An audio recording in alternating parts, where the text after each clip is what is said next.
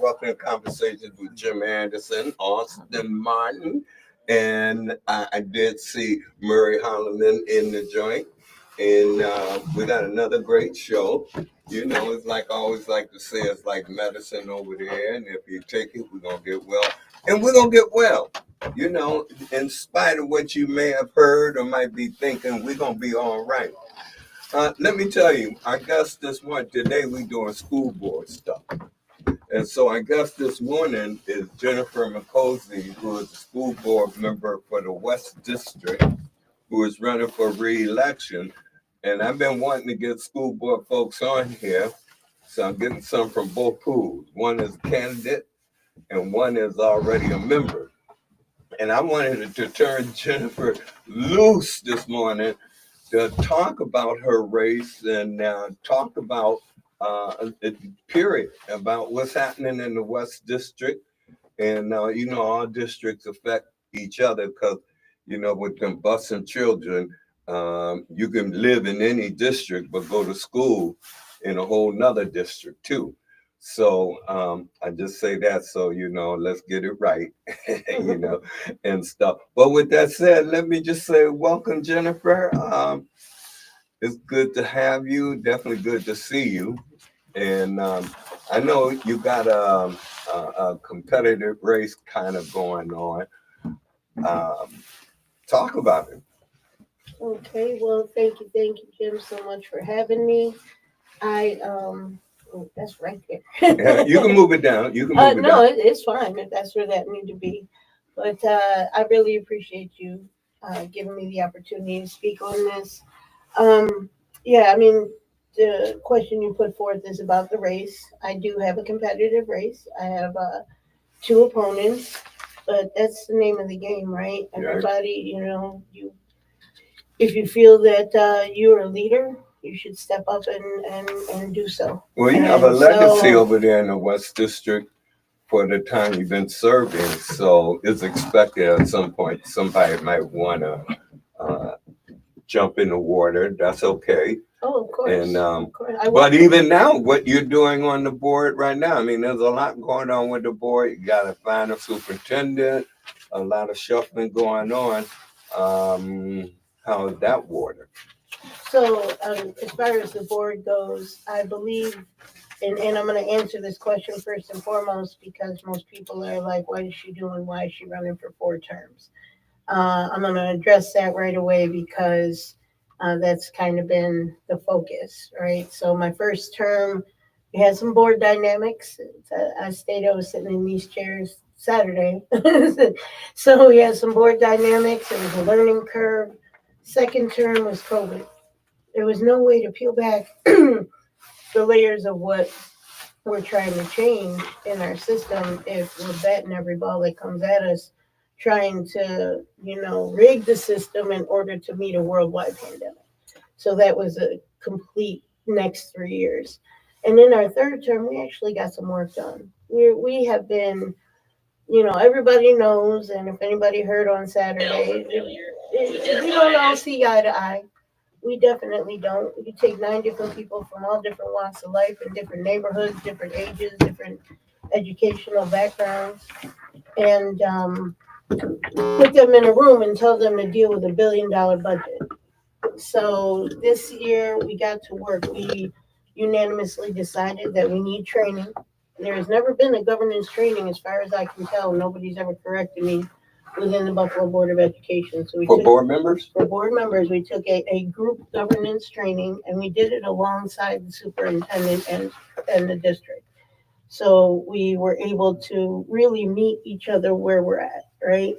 There is so much peeling back the layers and ick from years before, and we didn't do it. Anybody who's sitting on the board now, regardless of age, it wasn't on us only. This has been band-aided for decades.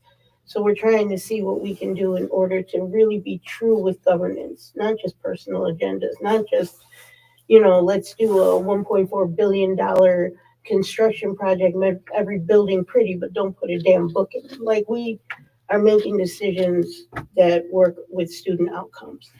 Well, the board has certainly gone through a lot of changes what it Yes. was going to pursue. And I mean, um, I know a lot of people have noticed that. And this whole thing about what the forward movement of the school board, even, as you mentioned, this will be your fourth term you're seeking. Yes. Yes. And that what people fail to understand sometimes is that, any person going on a school board is not going to make a huge change in 1 year.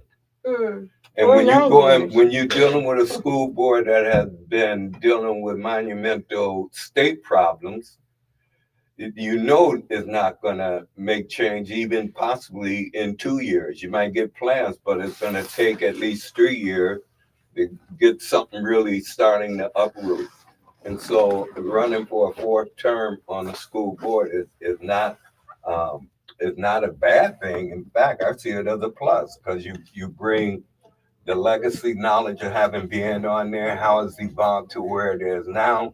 You don't come in having to learn in order to catch up, which would mean, okay, they'll go a year having to learn, and then another year trying to put it into play because you're going to realize, I'm saying this for new folks, that you're wanting to do what you want to do. It's still a team approach. Right. And And that was the so, point of the training, right? So we had to look inward. We did some restorative justice training amongst ourselves. Myself and three other board members took an individual track simultaneously with the board training on governance. So I wanted to dig deeper. I wanted to make sure that even with the board dynamics, how do I contribute in a way that's not just my opinion, that's just not my take on life. Big girl's got a lot of skin in the game. I have a ninth grade son. I have three grandchildren in the district. I have a daughter who's now a second grade teacher. So whether I'm a constituent or a board member, I ain't going nowhere. And I want to make sure that I know all the rules of the game according to how they're supposed to be.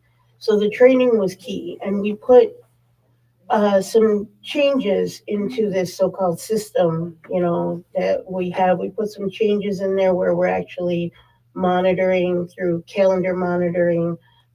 It's a process. It's in place. Outcomes, goals, and guardrails were set not just for the superintendent but for the board members as well. And those are being monitored, and there's actual legit accountability. It's not just who you know, how you know it, and move from there. So these are all in place, and those measurables, they're coming down the pipeline. But I want to be able to see that these changes are maintained. I want to be able to see that what we put in place is going to make a move. And as a leader, you're supposed to step back and have others step up. And both of my opponents have every right to be kind of upset with me because it wasn't really my intention to run again until I realized that we're not going to be in a place where you just hand it over. all right. A real leader also sets the next person up for success.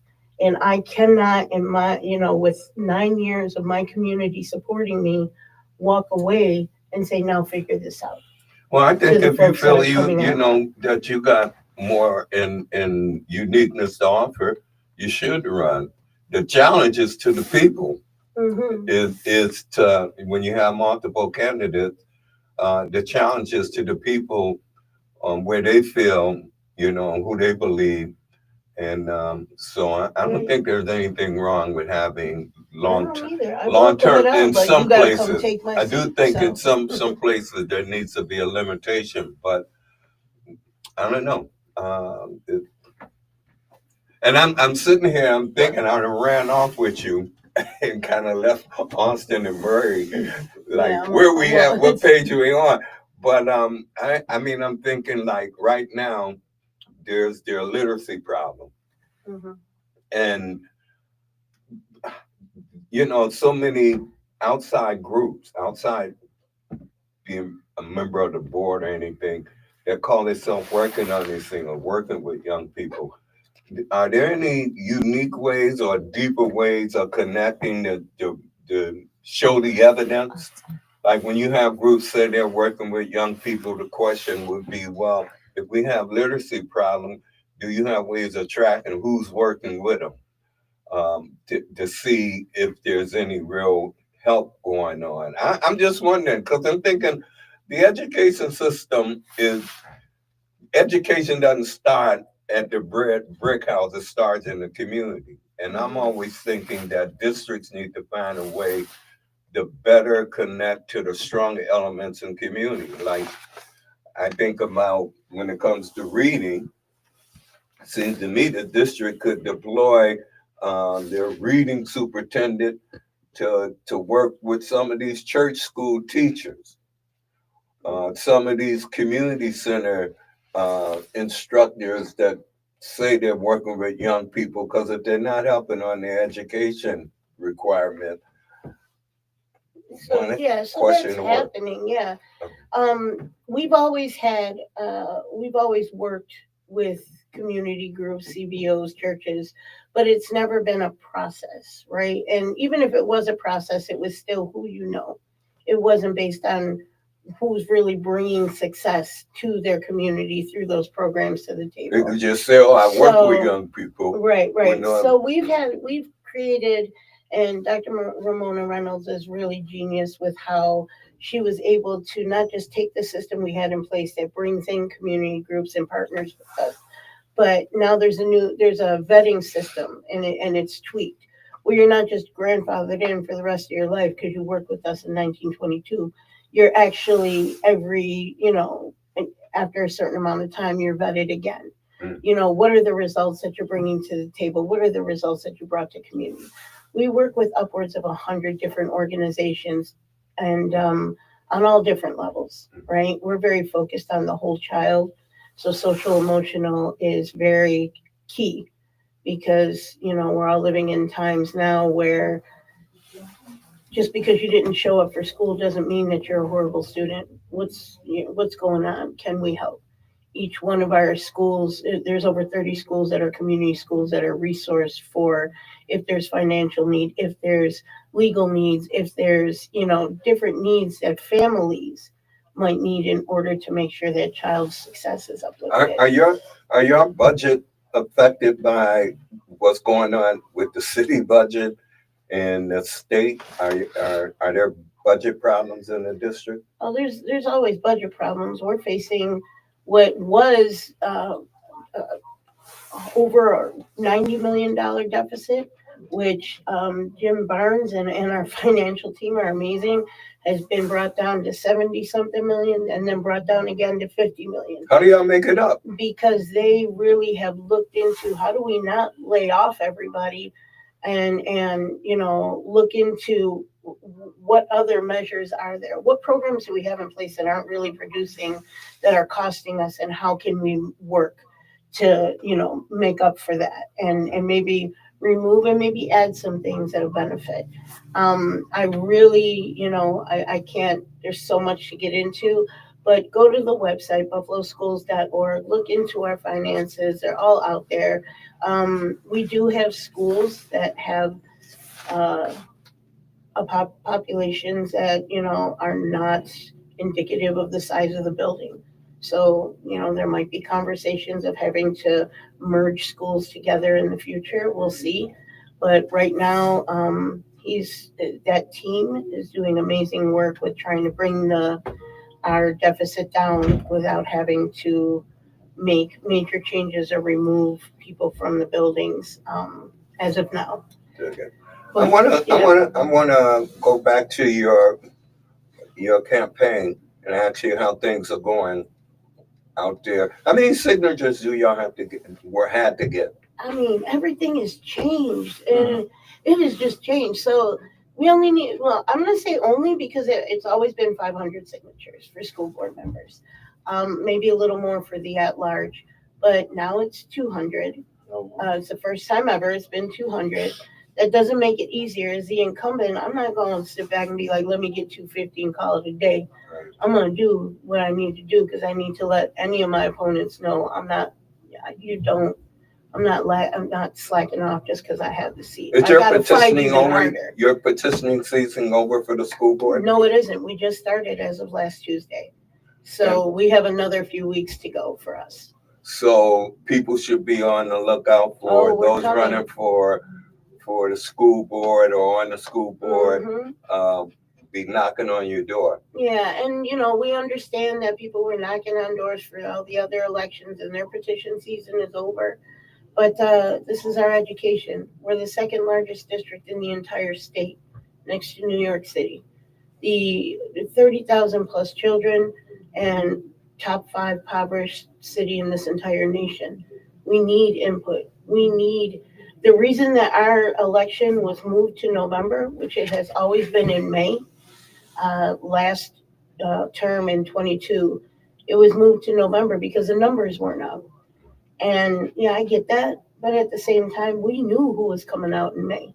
People who cared about education came out in May for the educational elections, and now we're at the back of the ballot, the bottom of the ballot, and it is what it is. And the educational rung school board members are, that's where we are. We understand that, but we're still elected officials who have one of the most vulnerable populations, and that's our youth in our sites and in what we're tasked to do. For this definitely isn't about a money grab because damn sure ain't enough money to do what we do. Our budget is $1 billion. It's twice the size of the cities every year. I know I'm running out. Y'all can just jump in at any time. Yeah, I don't want to I'm take from sorry. anybody. There's more people at the table, so I'm Yeah, like, I absolutely. kind of left it, Myron. I kind of was unknown for your pop up. No, I was trying to I'm pretty young, so I'm trying to understand where like the boundaries of what the school board does versus other organizations or agencies kind of meets and kind of the work that you guys do. But I did hear you touch on for a second, like chronic absenteeism, like students just not coming to school. And I know that that's a rising problem. We've talked about it on the show a little bit. And as a young person myself, again, I can understand how I was raised up in a household where the value of school was made clear to me. But if I wasn't, right, I could have been in an environment where school didn't really seem worth it to me, right? It didn't seem like it was worth my time, or there was probably other things that I could have did that could have got me further towards my goals, right? Or at least it could have seemed that way, right? Other environments that I could have been in to get more money, right? We know those aren't the right environments, or other environments I could have been in to get more respect, have more fun, right? And so within that, how do you really attack, or not attack, but how do you attack that problem? How do you make young people want to go in school and engage with their education, and how can you help a young person understand why school is worth being at? So I mean, this is why we need to be always talking with you, right? Always talking to the youth. There's a listening tour that I do every year, obviously without COVID, but where I expect to speak to administration, but also the youth. And what we've done as a district is each one of our high schools is an innovative high school. Every school has a track. If college may not be where you're seeing yourself and you really want to get into, say, the police force, fire, uh, ambulatory, you would go to East. If you want to become a teacher, we have a teacher academy that's in McKinley. Botany, in water ecology is in Riverside. There's obviously Emerson has always been our culinary. Now we have an Emerson too that it touches on culinary. There's a restaurant there where our students are working, but there's also hotel restaurant management, just retail management in general. Um, every school has a track, right? If you go to iPrep, which is formerly Grover, there's translation that can be turned into a government job. Look how close Grover is. It's within walking distance to the Peace Bridge. Right. So there's so many opportunities. And these are the opportunities that our youth are telling us that we need to concentrate and hone in on. One of the things that youth is very vocal about is financial literacy. So we're building that into just our academics overall. We've heard it from adults when we do our listening tours that we need to start really focusing on. Some students may not be able to write a check. So that's what we're hearing. But as far as absenteeism goes, if there has to be more than just, oh, they got to start at home, because sometimes home ain't where you start. You know, we have grandmothers, best friends, uncles, aunts raising students. We have students raising students. You know what I mean? Young people who might have had children young, who may not have had that education. That's what the whole child approach is. So we are looking to really connect with the families, with the folks who are raising our students in our schools and with our students, bringing in social workers and things like that to kind of counteract that. And then transportation. Jennifer, we got a call, so we'll go to the call. Caller, you're on the air. Welcome. Hello, good morning. Good morning. I heard you on Saturday's show, and I have a couple of questions from that show. One, you mentioned that this board may be selecting the next superintendent.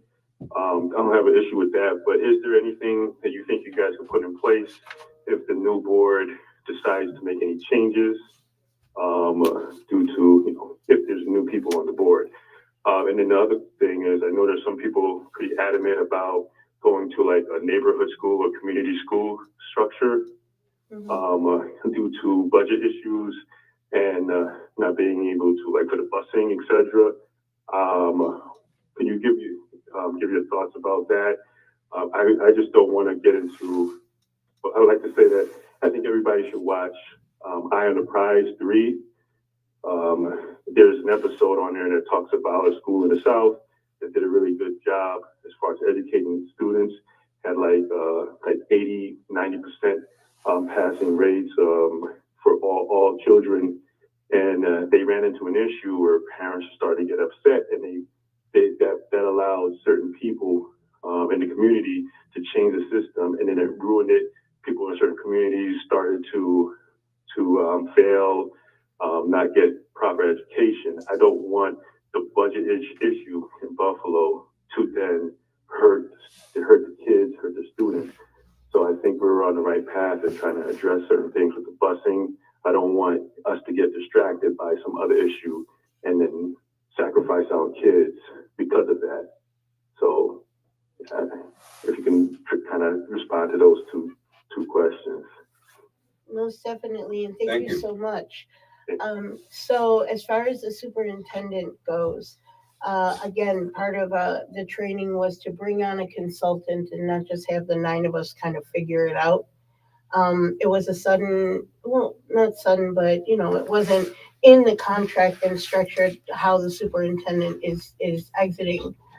So we do have a plan, and it is in the works with the consultant to make sure that we are, by the next school year, we should have a new superintendent in place based on the trajectory of the training and what we're doing with this consultant. We do have an interim that will be in place, and that interim will be in place at least until January if changes need to be made in the process. What's his name? Dr. Will Carestis is going to be our interim, who's currently chief of staff. He has a longer title that I just can't remember at this point. But he's been interim superintendent multiple times for different periods of time. Every time you guys lost the superintendent, he became the interim superintendent, right? Every You time lost a lot. except for yeah. Before I came on, they were Yes. coming in like Yeah, absolutely. they're like musical chairs. So Yeah, I mean, in it was getting 26 big money. It was getting big money in the city of Buffalo, and the city of Buffalo is paying folks that from out of town instead of persons that's in the city. Like right now, our superintendent, I think she has a less salary than ever before from that group, and I'm wondering, with 9 folks that's on that board, why did you give the opportunity for this superintendent to receive what was due to her? And I get the politics and politics. Jenny, I know you a long time. Remember when you first ran, and you got the help of the community. And I want you to answer the guy's question, the second part of his question before I ask you my questions. But Oh, I have no problem answering yes, your question. yes. I know where you're going, and Yes, I got you. yes. So as far as if somebody new comes to change it, there's always, in the matter of a 2-3 year span, there's always revisiting the contracts where anybody, where the 9 board members can come together and make changes.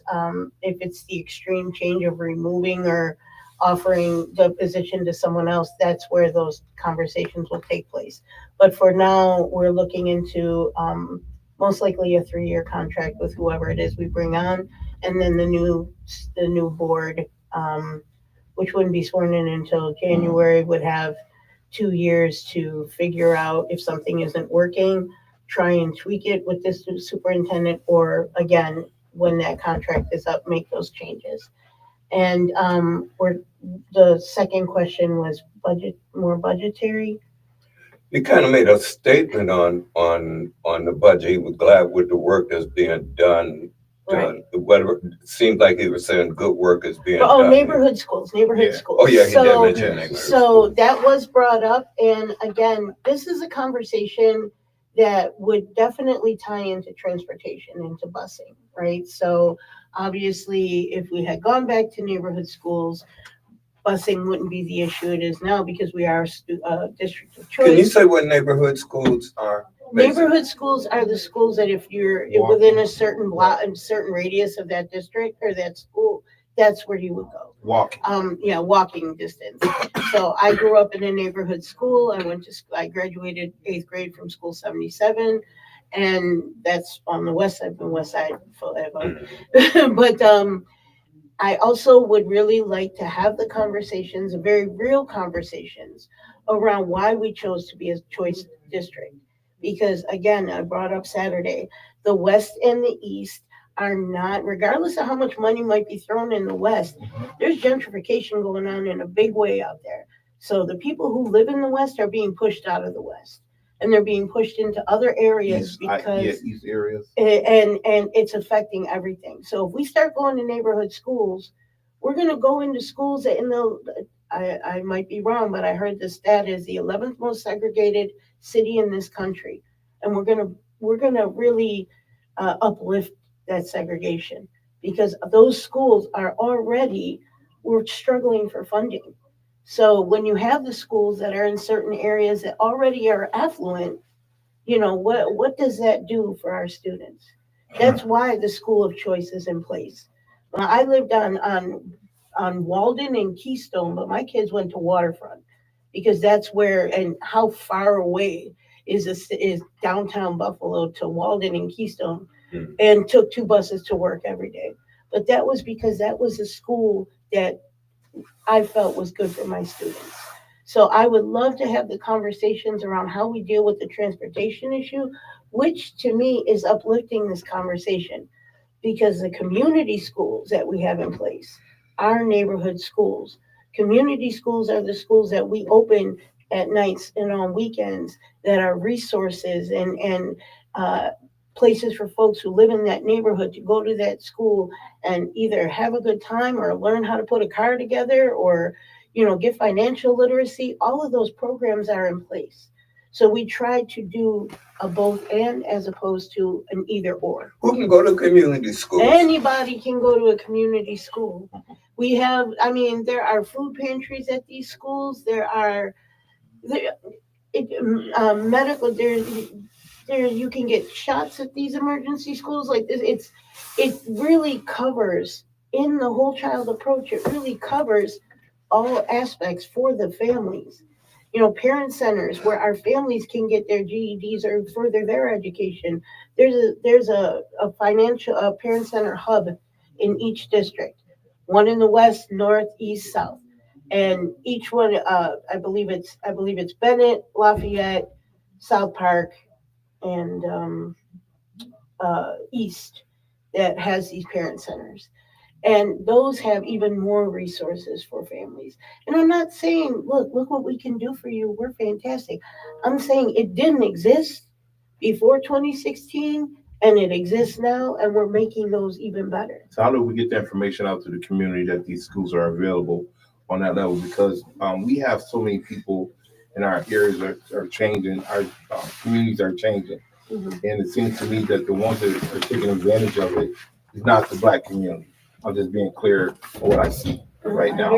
Not the Black community. I remember a couple of years ago that East gave away laptops, and everyone in there was not of black. It was mostly people from immigration or those places coming there. And I'm like, did the information go out to the community that the school was there? You know, like the boundaries of East High School. Did they reach out to the homes that was in that district or the folks that was being bussed in? Got advantage on that there. And so before I know we got to go to commercial, when we come back, I got a few questions to ask you about truancy, about fights in schools. What level do you want to go with that there? Because it's done in your district as well with the library and all that. So after the commercial break, we come. Yeah, we should be leaving on the other side of this commercial break. Well, but that goes along with the list that Austin mentioned on the issues that are playing in the community. So much of just what Murray mentioned and stuff. We got to go to break. I know. Hold on. I'm just asking. Your other guest is Legendary here. mix Canadian AM But you have another WUFO guest. Power Yeah, you have 96.5 another guest. I have to go to FM work. invite you Wait. to Well, the all-inclusive But, family dinner getaway but, at the Hard Rock Cafe in Punta Cana, Dominican Republic, February 2nd to February 7th, 2026. It's an all-inclusive package, including unlimited Did I- beverages, did I answer 24-hour your room question? service, 20 bars All and right, beverages, I was trying to make outside sure. be like, thank you resort for amenities your include That's what beautiful we beaches, do. golf courses, wireless internet, fitness center, different DJ every day. Oh yeah, I love you, Jim. I love you too, babe. Yeah. Bring it to the show. She watching right now. Nah, mama here, don't bring it to the Nah, show. she like We on tape, She yeah. like it. She like it. How you doing? I'm about to call you. All right. In Punta Cana, Dominican Republic. All right, but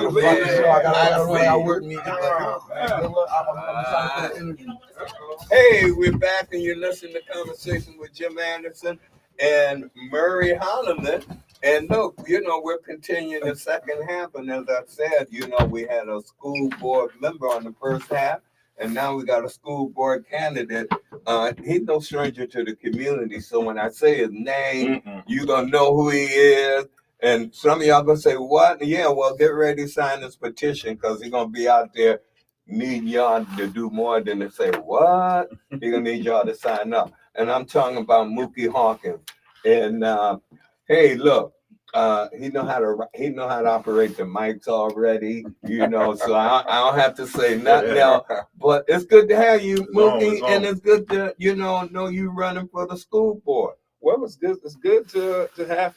Thank you for having me. For one, this is I guess my first. All right, my first baby voice, interview, I love it like that. With me running for Central School Board District. So appreciate it. Thank you. Dig it. Whose place? Let's see. Who was in that? Who is in? Oh no, someone leaving that seat. Well, right? yes, Miss Paulette Woods is.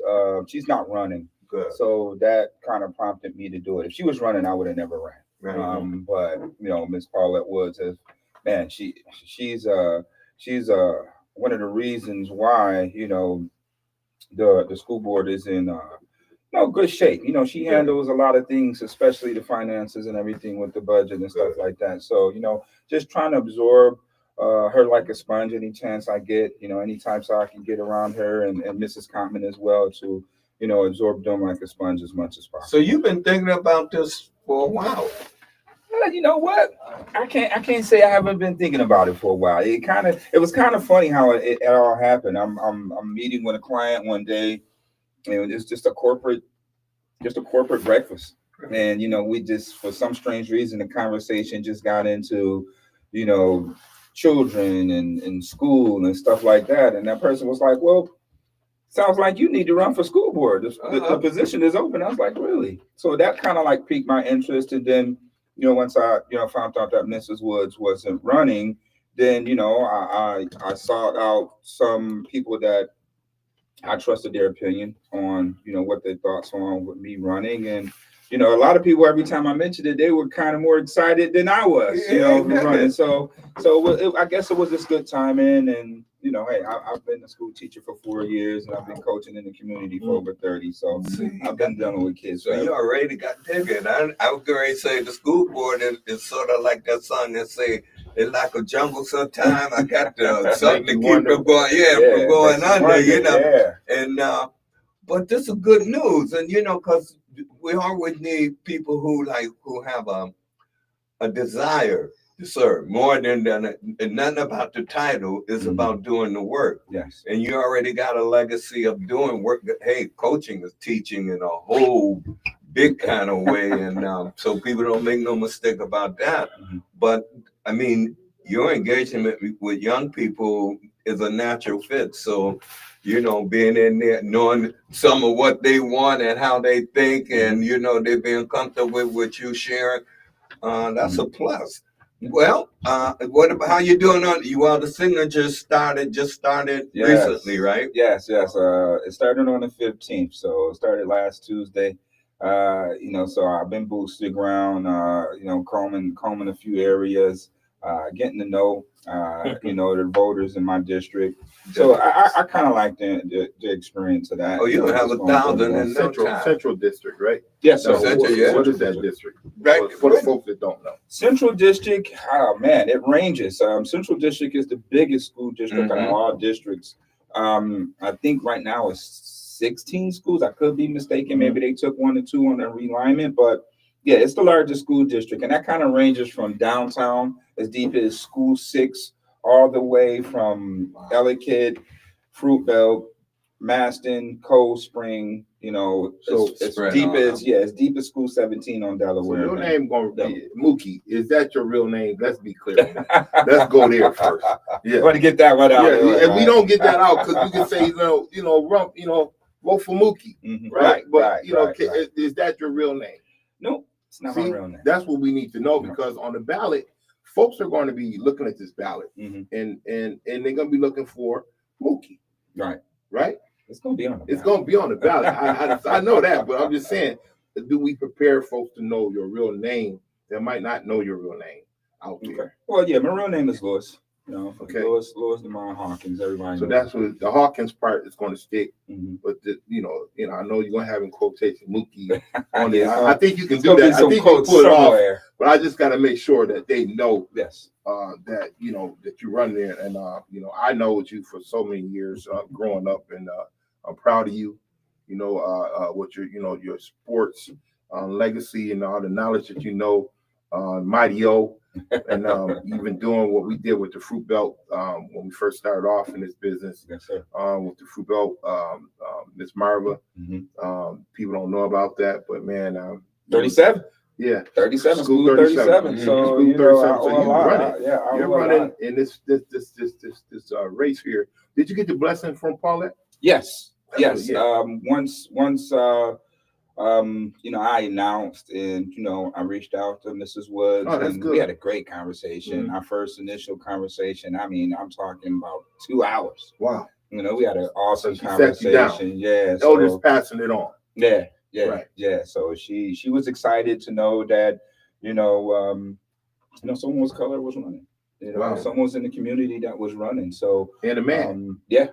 I didn't know the history of that. That it hasn't really been any. Has been any men running. Any men on the board. I didn't know that. Especially we got a call for you coming in right now. Caller, you're on the air. Welcome. Yes. Hey, Dr. Doyle. Good afternoon, Mr. Anderson and Mr. Holman. This is Dr. Doyle calling. I'm interested in a person who's running for the school board in the Central District. I live in the Central District, and one of the reasons I supported Paulette Woods from the very beginning was because she pushed for the teaching of African American history, and she supported me because I spoke at the board meeting dozens of times about the teaching of our history across the curriculum, and not just in February. I was well known for that. So I would like to hear the position of your guest on teaching African American history, especially today, with the banning of our books by the Trump administration and the changing and attacking the curriculum. I want to know how he will respond to that and what is his opinion.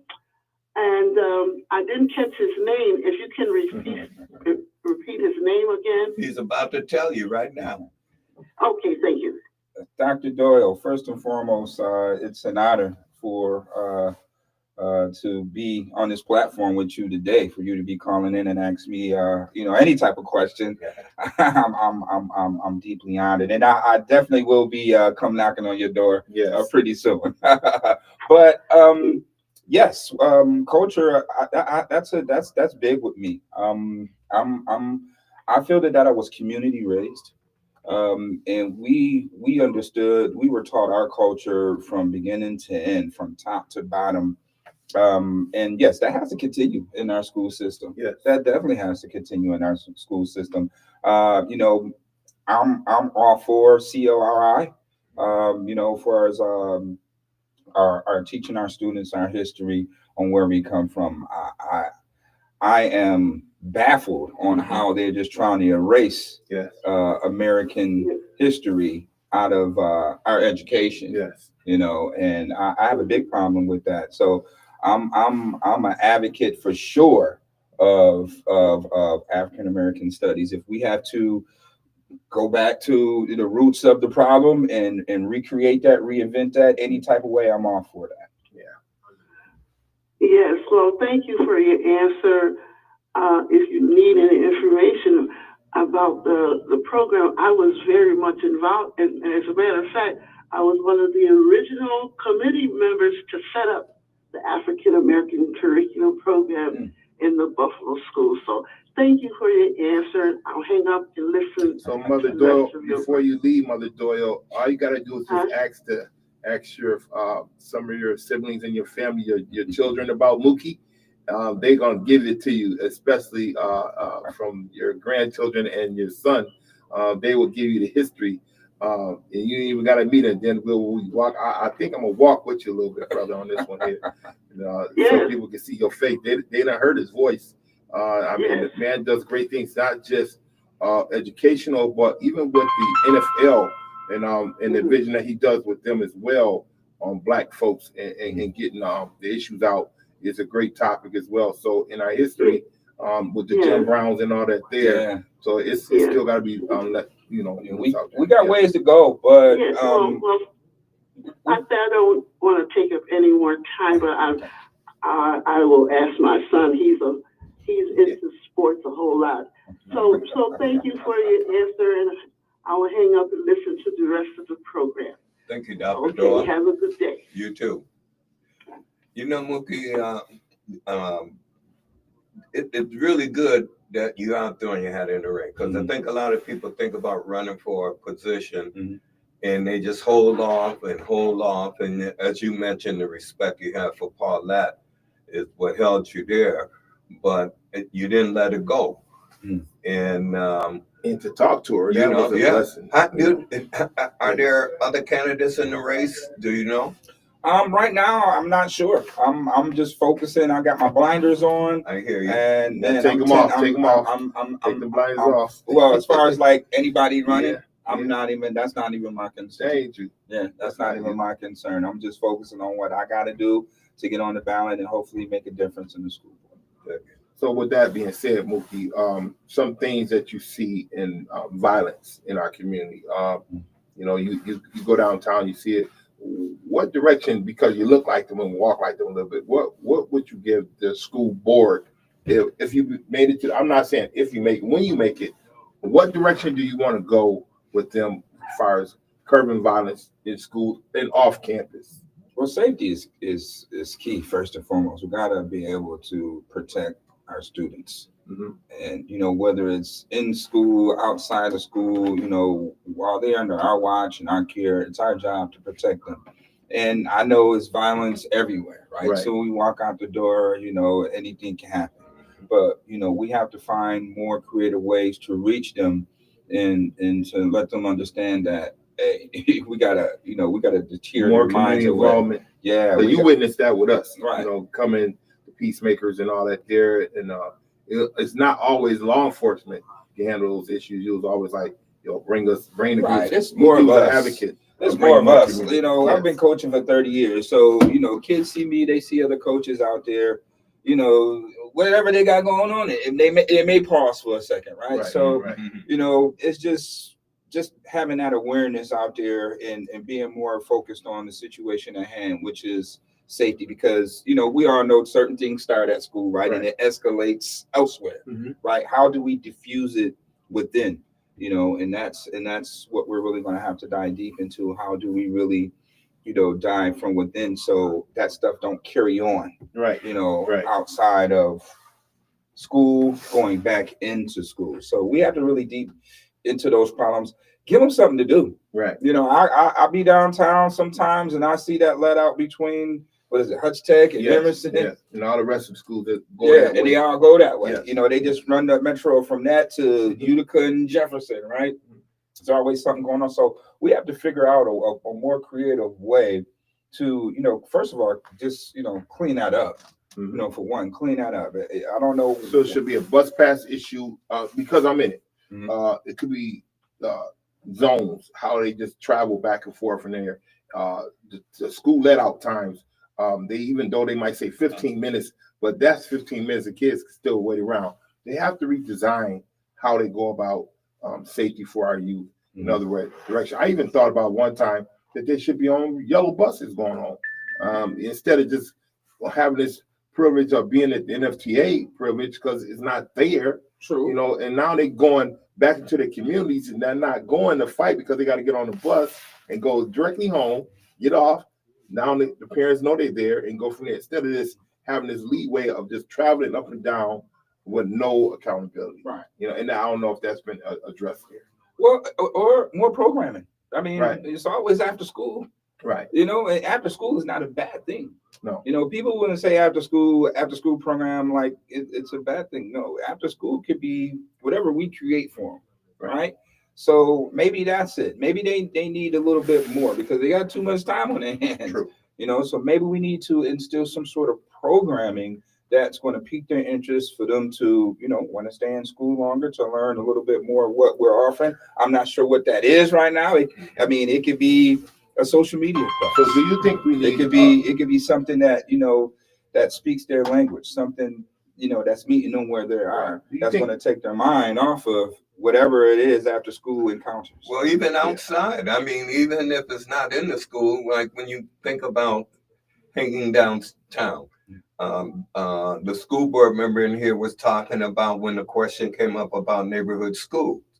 So with choice, they get their chance to travel. Right. So they'll immediately go back home. So wandering is easy.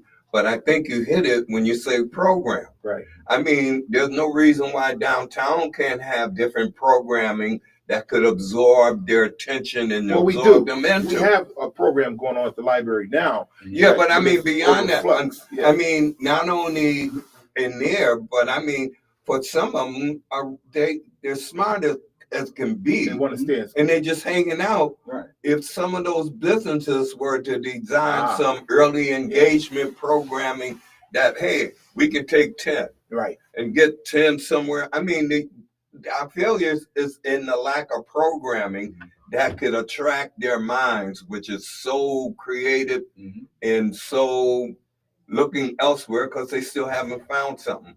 But I think there are ways to create that. So what you bring back, you know, truant officers, those things are not in place anymore in the city of Buffalo. When someone will go to the home and check on the kid, I got some kids in my program right now. I'm talking about been out a couple of months. I went to the school. They was like, "Oh, she ain't been here since December." I'm like, no one in this school reached out to the family or anything like that there to see why was it a problem with this young lady not coming to school, but she would come to work. You know what I'm saying? I'm like, the ball is being dropped on some schools, and they just like, okay, well, yeah, we know it. When they come into school, there's no accountability for the kid. He can walk back into that school like they never missed a day. Red alerts or signals should go off to the board to saying accountability on principal to get his data up either to our community or to, you know, the school board to say, how do we get these kids there and how we check on them? Not just on the money part. You see what I'm saying? Because they're getting paid. You know, when the kid comes to school and when he don't come to school. So how do we work on this truancy thing with community officers or, just policing? How do we go about that? I mean, we got to go back and see how it works. I guess, once we were in high school, Yeah. how did that work for us? And, and what model did that create? We have to, go and look into, that format and see how that was structured and, maybe come back out with that in a more subtle way. We are dealing in a world of entitlement, Yes. Where our students, they had that entitlement gene, right? So, that was different from when we were coming up. Right. We didn't know anything about the word entitlement, in that manner. But it just, suspensions and attendance, are some things that, that drive that we definitely got to work on. Yeah, I think it roots back to the community because and I think you start with strongholds first. When I think of that, I think organized group that claim they're doing good work or have some network to engage. That to me, what I often said about block club. Block club can do more than a street party and cleaning the street. They know a lot of things about their blocks.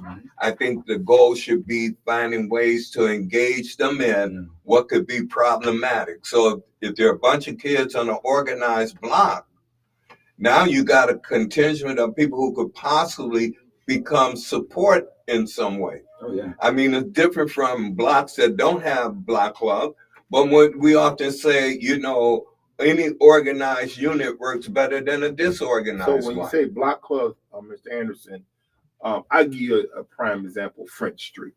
First, the Metro used to come down French Street. Now it doesn't. But I see 25 speed bumps on the street. Now I see a marijuana house on the block. See what I'm saying? I used to see community people buying in blocks. But when they're coming from the school, they're coming from all different districts. And when they fight, they start off like down in Northland near the Martin Luther King Park, and they go all the way down to Fillmore to Utica. And it's no engagement of block clubs because the block clubs now have changed. They just got signed. Yeah, so now they're downsizing to now if Mookie, you run in these districts, we got to have more accountability on who we know, how we're going to get in contact with that person and say, listen, how do we change it? And then now board members shouldn't always say, yeah, well, I'm looking at or riding around. No, come up with some solutions and open up these community meetings at these schools without the red tape. True. I'm when I sit back and look at it, I had a choice. These kids now, they really don't have too many choices. When I look back how I came up, if I was late for school, guess what? It was an after school program. It was a fun and learn at Futures Academy when I was coming up. So if I missed my homework or if I didn't, I still went downstairs to the basement and got my work done. And that transpired from fun and learn to lighted schoolhouse where the gym was open all day. Get a little car. Right. Yeah. So if I didn't have that, I had the neighborhood house. If I didn't have that, I had the Moot Center. If I didn't have that, I had CAO Peach. If I didn't have that, I had Maliogo on Locust. If I didn't have that, if I got bored, I walked across the bridge to Westminster. Free. All right. All this stuff is free. If I said, you know what, I'm just gonna go up to Maston Park, shoot some hoop, play some football. I had a choice. We had outlets. Randy Smith. Yeah, right. That's what I'm saying about having the kind of programs that really deliver. Those programs, Westminster and all them, I remember them, and they delivered. The MOOC Center, But now you have what I could call a lot of excusiology by adults why they can't make themselves available to work with young people. And then they're moving on. You know what they're doing? They become corporate now. I'm just saying some names out there. BF&C used to be in the community in the Fruit Belt big time. Now they on Main Street. So that you know what, you losing some things here that's going on with the community as far as having these folks get ready to work for you because they done moved on and saying, look, we got the big money. We done moved away from the problems that's taking place. And then we talk about block clubs. It's hard to get a person, Mr. Anderson, this formulated block club that's young. You know what I'm saying? You got, Miss Jones is almost 70, 80 years old, and she can't do it. And this is what I'm saying. The upgrade is defining some way that once you start engaging a couple of young people, others will come. The challenge is in someone to take the lead That's in what- helping to get That's them what we get to organized. today. What You all know, that. and Yeah. because if there's no program, Mhm. nothing's gonna happen. That's why I got Mookie here. But the key word, Yes. the key word is life skill. Mhm. What life skill are we teaching these kids? Mhm. What life skills? What No. are the life Mhm. skills? They don't do Boy Scouts But now no you're more. here They don't do to Cub run. Scout. You're here to What are the run. life skills? Right. Being Right. hanging outside of school, you know. Right. But isn't that the blame of us in the community that allow that? Because even though when we were coming up, we had hangout spots, but we kept them very tight. Right. And adults had no problems in calling us. In fact, we had an attitude that we couldn't get too loose Mhm.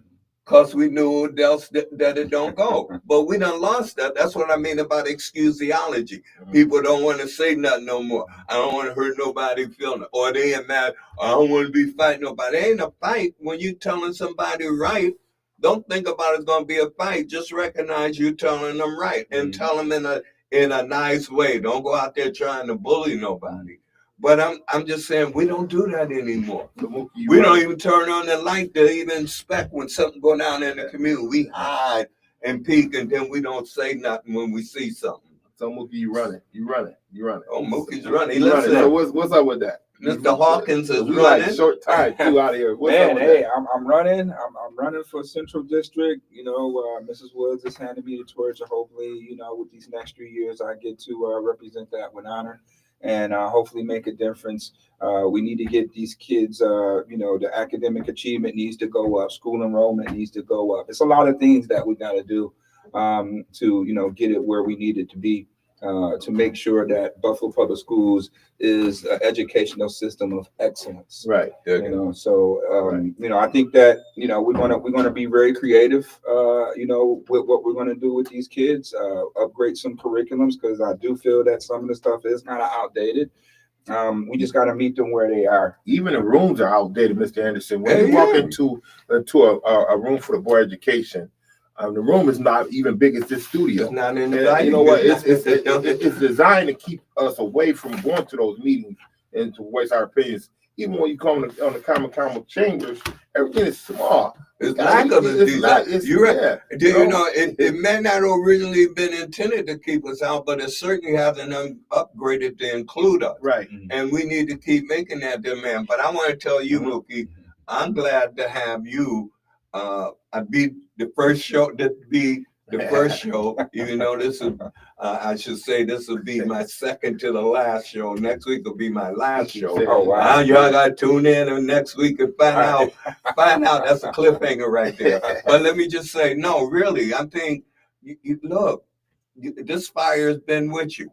And now the path is open. All people got to do is sign the petition and then vote. 260. And, you know, it ain't got nothing to do with who else might be trying to run or is running.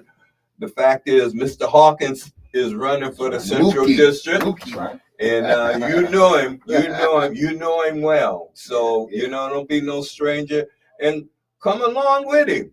You know, I'm just saying, you know, again, thank you so much. I'm very approachable. So what the Bills gonna do before you leave here? I mean, you let us know that. Since you, Well, Josh Allen moving. just walked up in the building at One Bills Drive.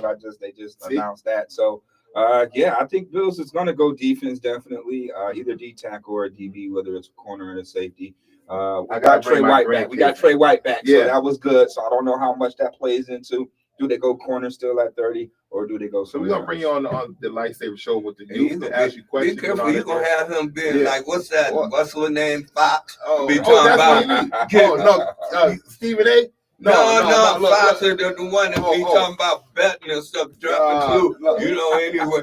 But talking But about, that's what Mookie does. I mean, he's all. oh, you hear He is that? the man. He is the man. He is the man. But But No, really, we definitely gonna you know, advance the sports programs in the school system for sure. And bring I'm a in the sports celebrities. guy, so we Again, definitely thank got do to that. connect with the celebrities. we out. Yeah, But- we out. Thank you so much. I mean, this was good to hear Yes. the backdrop and the fact that you're going forward and you've been